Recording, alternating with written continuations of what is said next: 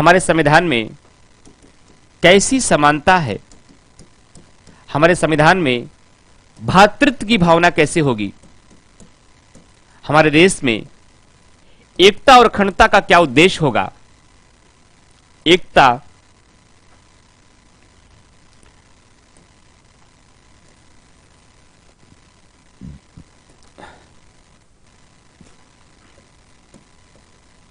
एकता और अखंडता का क्या उद्देश्य होगा, क्या उद्देश्य होगा। चलिए, जब हम प्रस्तावना की उपयोगिता को पढ़ते हुए इसके उद्देश्यों, संविधान के उद्देश्यों के प्रतिबिंब की तरफ आगे बढ़ रहे हैं, तो हमने पहला पॉइंट देखा कि संविधान के उद्देश्यों के अंतर्गत प्रस्तावना बताती है कि हमारे संविधान कितने प्रकार की न्याय की बात करता है। 3 प्रकार की। सामाजिक न्याय,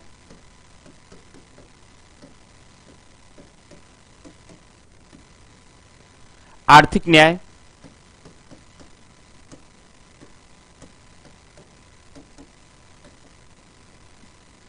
राजनीतिक न्याय।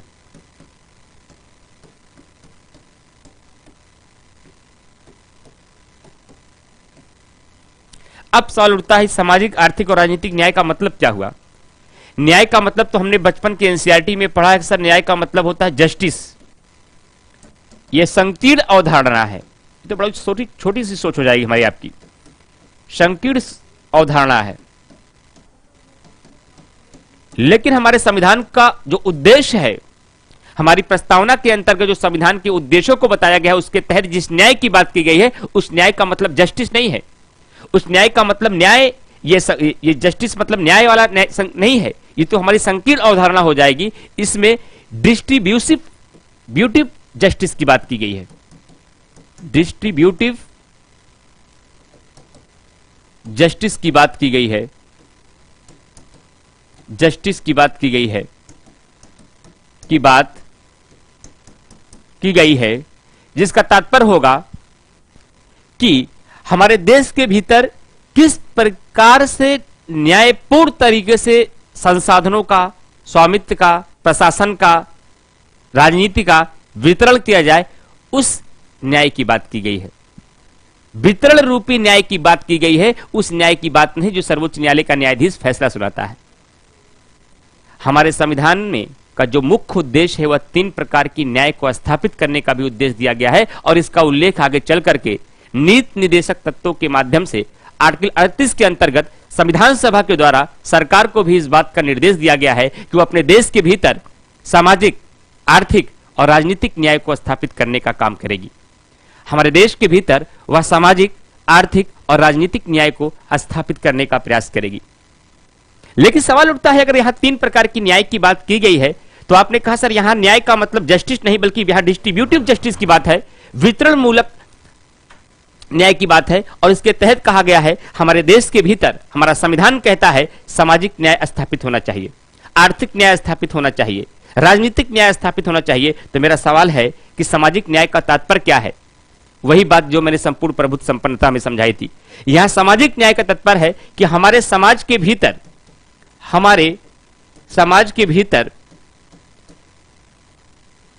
किसी भी व्यक्ति के साथ, किसी भी व्यक्ति के साथ भेदभावपूर्ण व्यवहार नहीं होना चाहिए, नहीं होना चाहिए। समाज में सबको समान अवसर मिलने चाहिए। समाज के भीतर सबका जीवन स्तर समान होना चाहिए, समान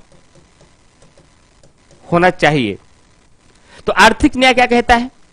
इकोनॉमिकल जस्टिस क्या है? आर्थिक न्याय का मतलब यह हुआ आय के आधार पर कोई विशेषाधिकार नहीं होगा। आय के आधार पर किसी को कोई विशेषाधिकार नहीं मिलेगा। किसी को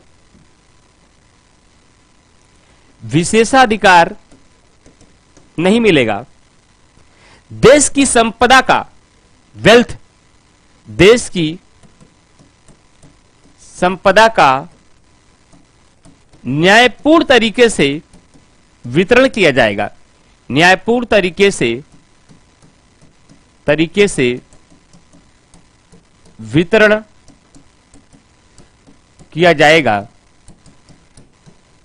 ये मूल तत्व हैं। अगर इन मूल तत्वों को अच्छे से आपने कॉन्सेप्ट बैठा लिया, पॉइंट को नोट कर लिया, दिमाग में ये कॉन्सेप्ट है, इसी के आधार पर खेलिए पूरे मेंस में। अगर ये कॉन्सेप्ट भी आपके पास नहीं है तो मेंस में आप पीछे हो जाएंगे फिर। लेकिन मेंस में अगर ये कॉन्सेप्ट आपके पास है, सवाल चाहे ऐसे घुमाए चाहे ऐसे घुमाए, जैसे घुमाए वैसे उत्तर घुमा दीजिए अपना, बस। लेकिन सारे मसाले अपने पास कंपाइल कर लीजिए, तब आप घुमा पाएंगे। कि भाई आपके घर में एक मसाले का बॉक्स होता है ना, उसमें दालचीनी भी है, जायत्री भी है, छोटी इलायची है, बड़ी इलायची है, काली मिर्च है, साल्ट है, सारे मसाले हैं। पनीर बनानी है, दूसरा मसाला निकाला। डोसा बनाना है, दूसरा मसाला निकाला।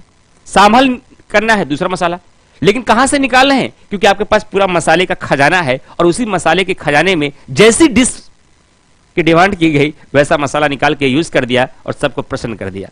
सेम उसी तरीके से प्रत्येक सेगमेंट का, प्रत्येक टॉपिक का सारा मसाला समझो के रख लीजिए। एग्जामिनर जैसी डिश की डिमांड करे वैसा मसाला निकाल के उसको दीजिए, और बेहतरीन सुगंध के साथ उसे कहिए, अब बताइए हमारा रिमार्क क्या होना चाहिए, हमें कैसा नंबर मिलना चाहिए। यही काम करना है पूरे मेंस के खेल में आपको। समझ गए ना मैं कहना क्या चाह रहा हूं?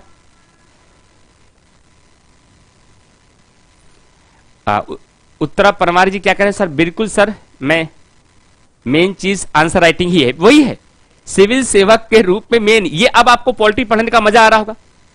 प्रस्तावना प्रीलिम्स में केवल 25 मिनट लगता है पढ़ाने में, बस 25 मिनट से एनफ, या कभी कभी हम 1 घंटे ले लेते हैं जिस दिन बहुत मोड में आ गए तो, नहीं तो 25 से 30 मिनट में प्रस्तावना समाप्त हो जाती है।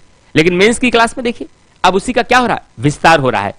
अब इतना कुछ सीखने के बाद प्रीलिम्स में दम है कि प्रीलिम्स का कोई क्वेश्चन यहां से बाहर होगा? क्योंकि ये कॉन्सेप्ट का जाल है, और इस कॉन्सेप्ट के जाल में सारी तथ्य रूपी मछलियां इसी में समाहित हैं, इससे बाहर वो नहीं जा सकती। समझ गए ना? जब क्लास शुरू हुई थी तब तो अच्छा, सुनीता जी ने कहा है सर जब क्लास शुरू हुई थी तब तक टेंशन थे कि आंसर राइटिंग कैसे करेंगे, लेकिन अब धीरे धीरे कॉन्फिडेंस आ रहा है। अभी तो शुरुआत हुई, तीसरा क्लास है, अभी बढ़िए आगे। तो अगर आप मेहनत करेंगे, प्रयास करेंगे, एफर्ट लगाना होगा आपको, ये ध्यान रखिएगा। अगर आपने एफर्ट लगाया तो बेहतर परिणाम आएगा। इस मेंस की क्लास से एक क्रांति आ जाएगी मेंस में भी, जो केवल अब तक प्री में आ चुकी है। अब प्रीलिम्स को लेकर के पूरे उत्तर भारत के बच्चों को कोई चिंता नहीं है, जीएस वर्ल्ड है आपके पास। लेकिन मेंस को लेकर अभी चिंताएं थी। लेकिन मैंने वादा किया था नीरज सर से भी और दिवसेन सर से भी कि बस जो जो सुझाव आपके द्वारा भी और जो सुझाव मेरा भी है, अगर इसका इंप्लीमेंटेशन हो गया तो पूरे उत्तर भारत में मेंस की समस्या हम ऑनलाइन के प्लेटफॉर्म से भी खत्म कर सकते हैं। लेकिन सबको दम लगाना होगा, सारे टीचर्स को, मैनेजमेंट को, बच्चों को, पूरे स्टाफ को, सबने मिलकर सहयोग से काम किया तो एक बेहतर परिणाम आएगा। चल, तो ये सामाजिक न्याय, आर्थिक न्याय हो गया। अंतिम मुद्दा है राजनीतिक न्याय। राजनीतिक न्याय का तात्पर्य क्या हुआ? राजनीतिक न्याय का मतलब हुआ जो भी राजनीतिक शक्तियां हैं, जो भी राजनीतिक शक्तियां हैं, उसका इस बात का ध्यान रखा जाए कि वह एक ही गोले में न समा जाए, वह एक ही गोले में न समा जाए, सारी राजनीतिक शक्तियां यही हों। इसको, इस बात का ध्यान रखा जाए, इसकी पहुंच हर तरफ हो, प्रशासन की शक्तियां हर गोले पे पहुंचे, एक जगह इसका सेंट्रलाइजेशन ना हो, बल्कि वितरण मूलक प्रशासन होना चाहिए, लिबरलाइजेशन होना चाहिए, पंचायत तक राजनीति की पावर होनी चाहिए, केवल देश के राष्ट्रपति और प्रधानमंत्री में ही नहीं। यह है राजनीतिक न्याय। राजनीतिक पदों पर सभी को पहुंचने के लिए, नेतृत्व करने के लिए समान अवसर होने चाहिए। शायद इसी कॉन्सेप्ट से राजनीति के भीतर महिलाओं को आरक्षण मिला, ताकि महिलाओं को भी राजनीति में समान भागीदारी हो।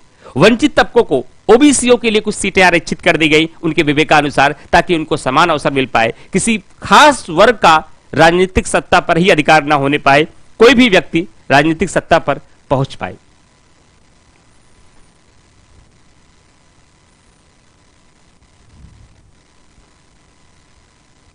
नीलम बघेल जी कह रहे हैं सर ये क्लास 4 से 5 घंटे भी चले तो भी बोरिंग फील नहीं होगी। डर इस बात का हमें तो है, हमें तो लगातार इस बात का डर सजाता है कि हम जब गहराई में बढ़ते हैं तो हमें ये लगता है कि हमारे सामने वाले बच्चे डाइजेस्ट कर पाएंगे या नहीं।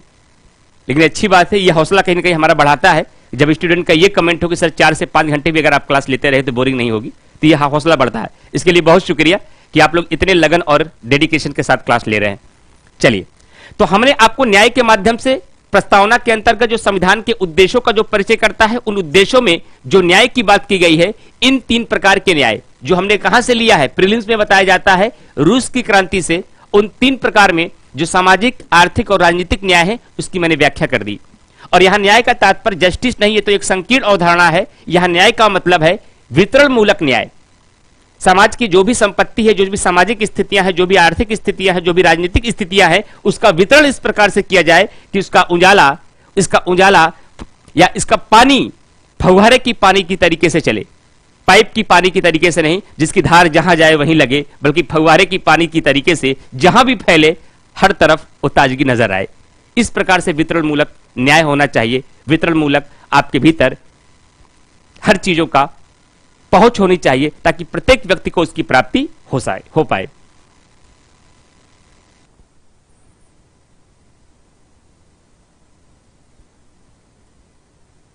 चलिए, अब अंतिम मुद्दा। आपकी बोर्ड फुल हो चुका है, तो हम दूसरा पेज लेंगे। अब जिसको स्क्रीनशॉट लेना हो उसको ले लीजिए आप लोग। हम दूसरे पेज की तरफ आगे बढ़ेंगे। अब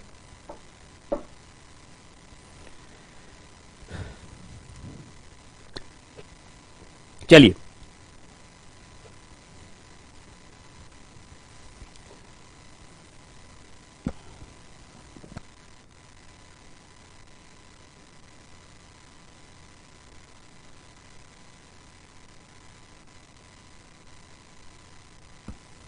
अच्छा, इन्हीं चीजों को और विस्तार पूर्वक पढ़ने के लिए स्टडी मटेरियल से घर पे नोट्स होगा, और जब नोट्स पढ़ेंगे तो इन्हीं चीजों की कहानी पूरी आपको वहां समझ में आएगी। जो कॉन्सेप्ट वहां नहीं मिलेगा वो हमारे लेक्चर में मिलेगा, और जो और मसाला आप चाहते हैं वो किताबों में मिल जाएगा। दोनों का सहयोग आपके आंसर राइटिंग में एक बेहतर रास्ता तय करेगा।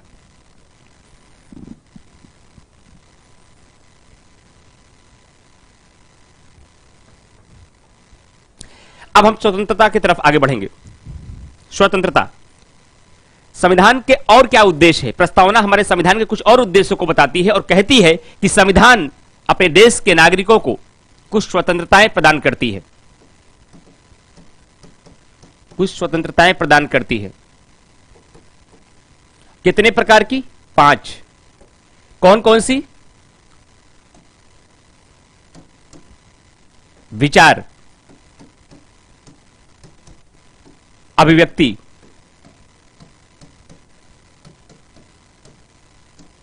विश्वास,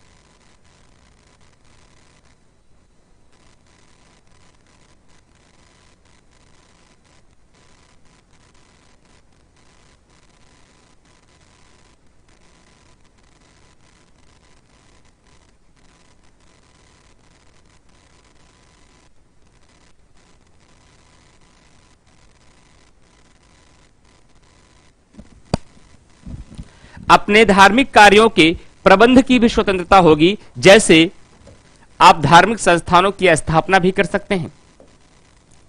धार्मिक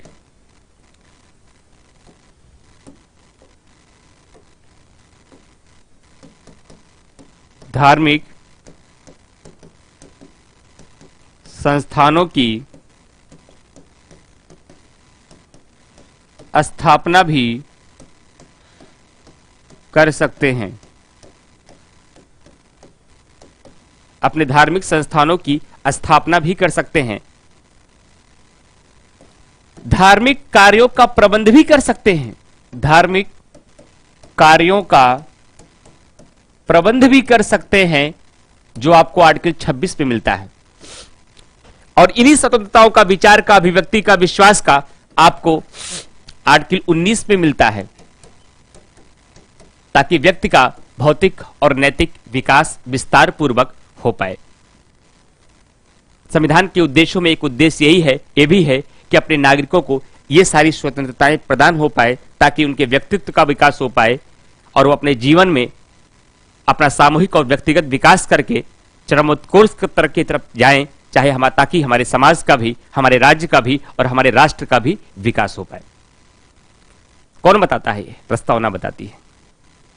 सब कुछ प्रस्तावना से ही निकल रहा है, अभी कभी बाहर हम लोग नहीं गए हैं। सर एक बार फिर से एक्सप्लेन कर दीजिए प्लस प्लीज। कौन सा भैया, कौन सा? मैं फिर से बोल दूं। मैंने कहा था कि विचार की स्वतंत्रता के अंतर्गत आपको थॉट, अपने विचारों को रखने की स्वतंत्रता है, आपको बोलने की स्वतंत्रता है। अभिव्यक्ति के माध्यम से आप लिखकर अपनी अभिव्यक्ति व्यक्त कर सकते हैं, बोलकर भी कर सकते हैं, हाव भाव से भी कर सकते हैं, सम्मेलन और समारोह के माध्यम से भी कर सकते हैं। धर्म और उपासना के अंतर्गत मैंने आपको बताया कि धर्म के अंतर्गत आपको अंतःकरण की स्वतंत्रता है। और अंतःकरण का मतलब हुआ कि धर्म, किसी भी धर्म को मानने या न मानने का आपको अधिकार होगा, ये स्वतंत्रता आपको मिली है। आपको इस बात की भी स्वतंत्रता है कि आप अपने धर्म का प्रचार प्रसार भी कर सकते हैं। धर्म की स्वतंत्रता के अंतर्गत आप अपनी स्वेच्छा से अपना धर्मांतरण भी कर सकते हैं, और इसका उल्लेख विस्तार पूर्वक आपको फंडामेंटल राइट्स के आर्टिकल 25 में भी किया गया है। और उपासना के अंतर्गत आप अपने धर्म के अनुसार धार्मिक संस्थानों की स्थापना भी कर सकते हैं। और धार्मिक कार्यों के प्रबंध के लिए, आप कोई भी अपने धार्मिक कार्यों का प्रबंधन के लिए कोई भी कार्य कर सकते हैं। दीपावली में पटाखे लगा सकते हैं, होली में रंग खरीद सकते हैं, ईद में गले मिल सकते हैं। उसके लिए धार्मिक कार्यों के प्रबंध के लिए कोई चल या अचल संपत्ति का संग्रहण भी कर सकते हैं, उसे खरीद भी सकते हैं, ले भी सकते हैं, बना सकते हैं। ये सारे प्रावधान आपको आर्टिकल 26 में मिलते हैं। और हमारा संविधान अपने देश के नागरिकों के भौतिक और नैतिक विकास के लिए ये 5 प्रकार की स्वतंत्रताएं भी देता है, जो हमें प्रस्तावना बताती है। ये भी क्या है? हमारे संविधान का एक उद्देश्य है। तो हमारे संविधान के अंतर्गत 3 प्रकार के उद्देश्य बताए गए, जो प्रस्तावना बताती है। सामाजिक, आर्थिक और राजनीतिक न्याय।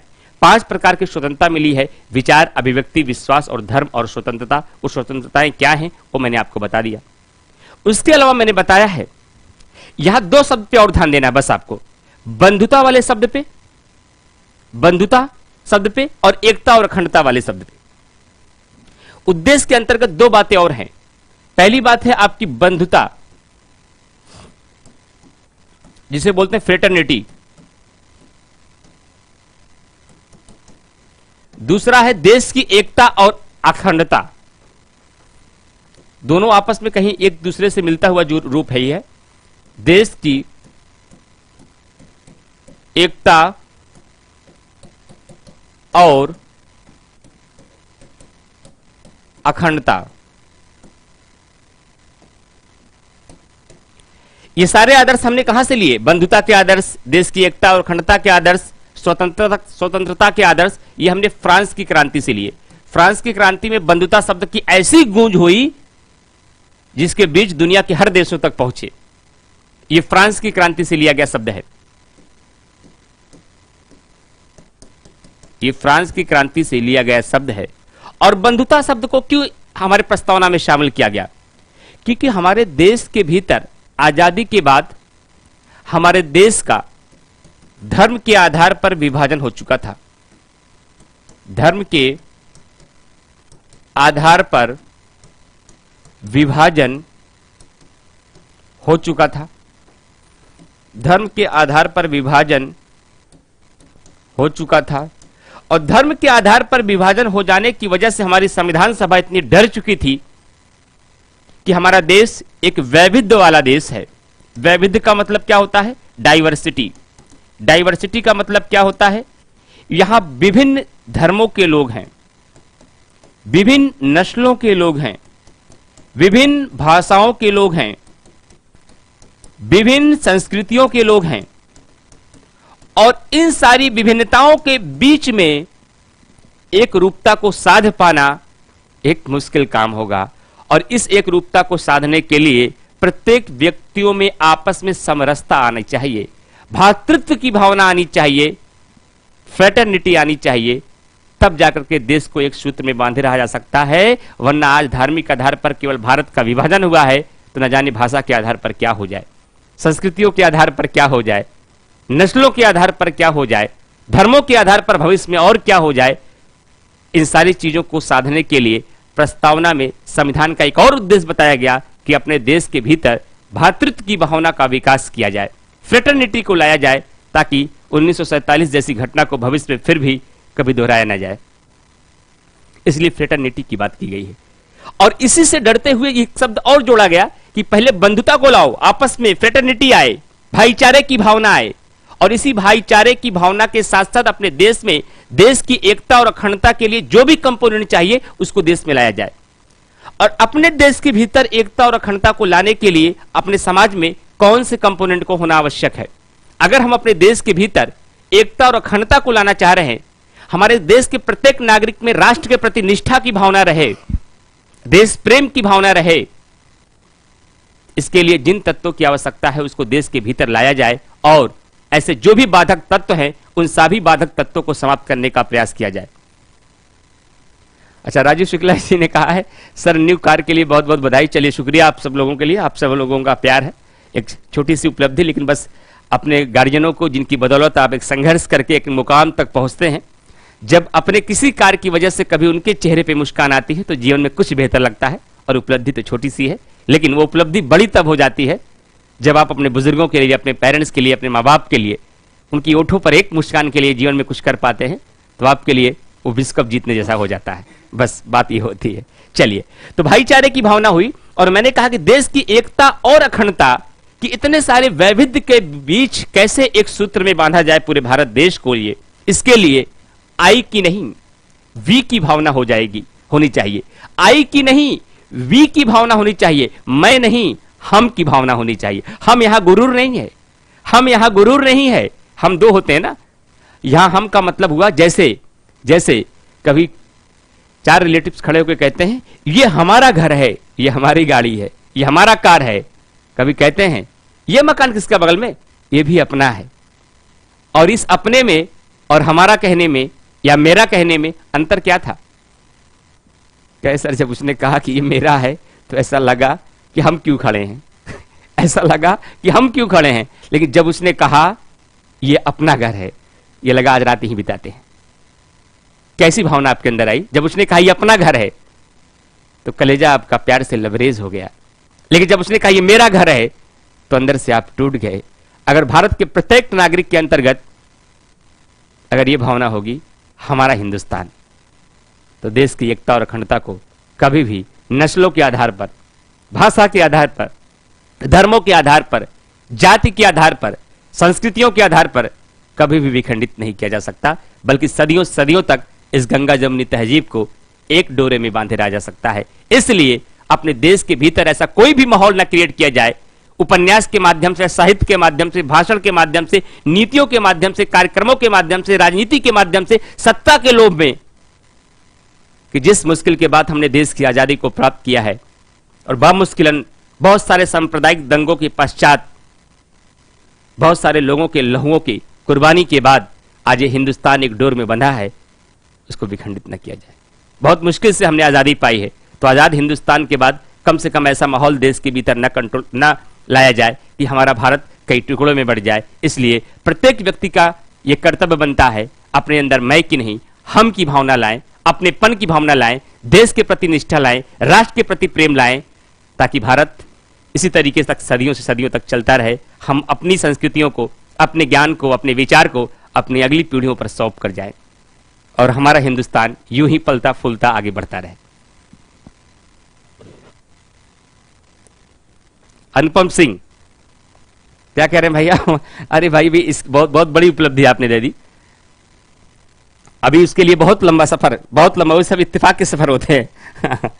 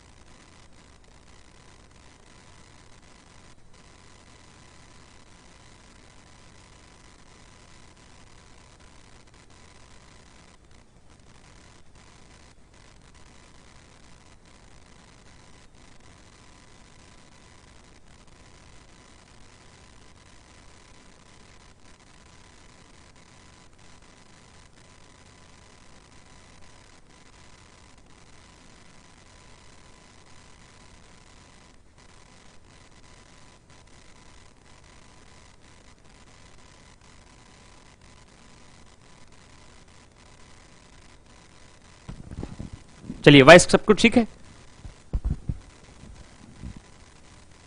चलिए ठीक है, ठीक ठीक, आप सही है ना?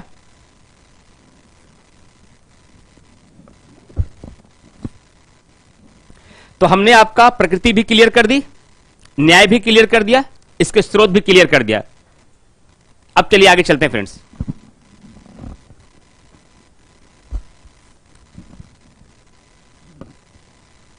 जा रही है भाई आवाज? तो जा रही है।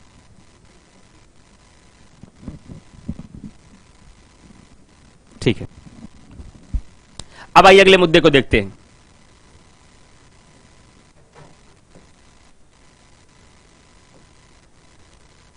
अगला पॉइंट हमारा है कि प्रस्तावना क्या संविधान का अंग है या नहीं। इसके लिए दो केसेस को आपको पढ़ना पड़ता है। 1960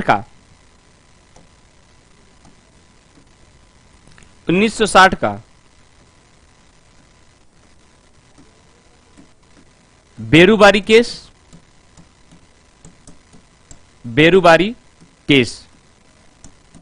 देखिए, कोई भी संविधान कितना भी सोच समझकर क्यों ना बनाया जाए, कोई भी विचार कितने आत्ममूल्यांकन के बाद क्यों ना दिया जाए, कोई भी स्टेटमेंट कितनी गहराई में जाकर न बोला जाए, लेकिन समय के साथ साथ उसमें परिवर्तन की आवश्यकता हो ही जाती है।